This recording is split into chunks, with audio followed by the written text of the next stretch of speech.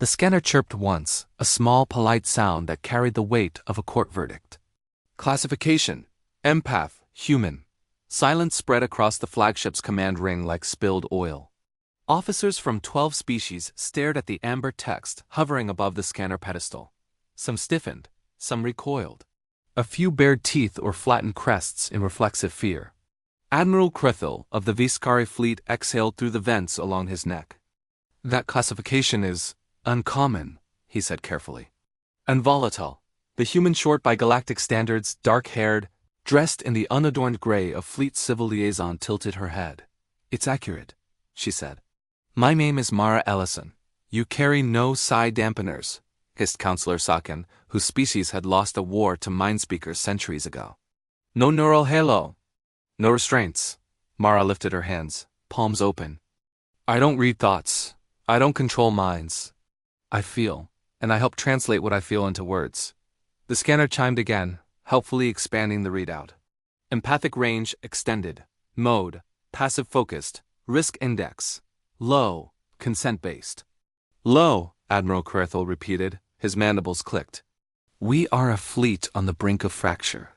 3 border skirmishes, 1 supply riot, 2 threatened mutinies, and a standing argument about jump priority that has lasted 6 cycles. And Central sends us a translator, Mara smiled faintly. They sent you a human. The first dispute was small, but sharp. Dock 9 had become a choke point, its grav plating groaning under traffic. The Relaxa freighters insisted on priority passage due to biological cargo degradation. The Kelt gunboats refused, citing security protocols after a recent sabotage attempt. Voices rose. Claws tapped. Weapons stayed holstered barely. Mara stepped into the space between them. I need consent, she said, voice calm but firm. If you don't want me to listen, say so. The Relaxi captain's fronds quivered. Listen to what? To what's underneath the words. The Kelt commander snorted. This is nonsense. Commander, Mara said gently, meeting his multifaceted gaze. Are you refusing? He hesitated. The silence stretched.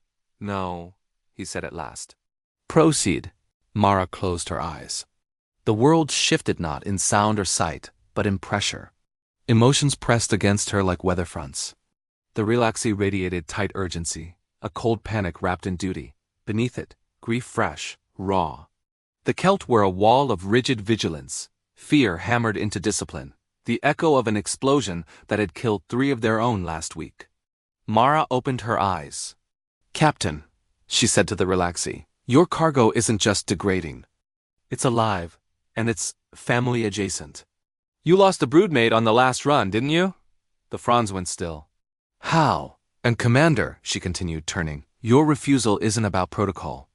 It's about the feeling that if you bend, someone else dies. You're carrying that weight alone. The Kelt's jaw tightened. That is not a weakness, Mara finished. It's grief doing its job badly. There was a long pause. Then the Relaxi captain exhaled, a tremor rippling through their frame. We can reroute, they said quietly. If we can borrow a cold cradle from Dock 11.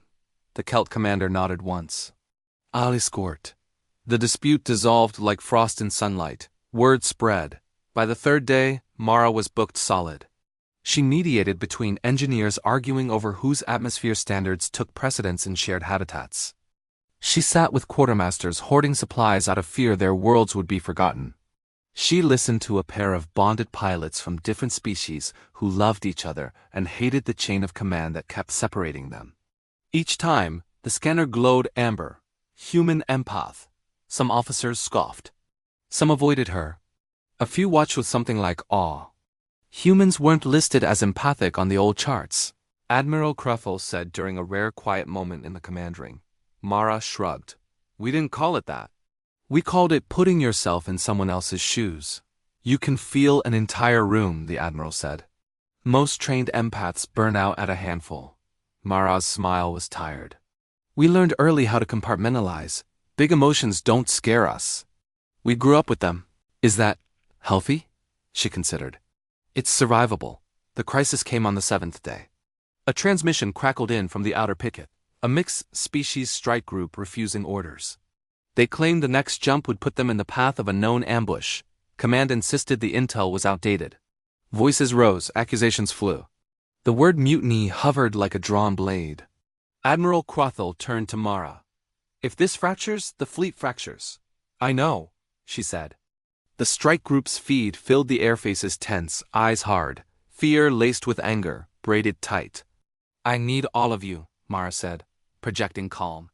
Consent, please. A chorus of reluctant affirmatives. She closed her eyes. This time the pressure was immense. Dozens of minds, dozens of emotions. She felt the pilot who had lost a sister to an ambush that looked exactly like this. The tactician whose simulations were dismissed one too many times.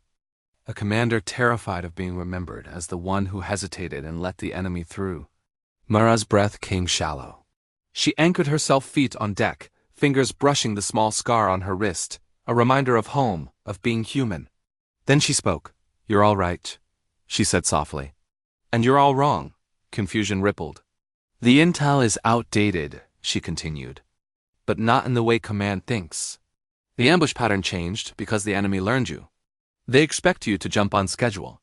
They're counting on your fear to slow you down, not stop you. She turned to the command ring.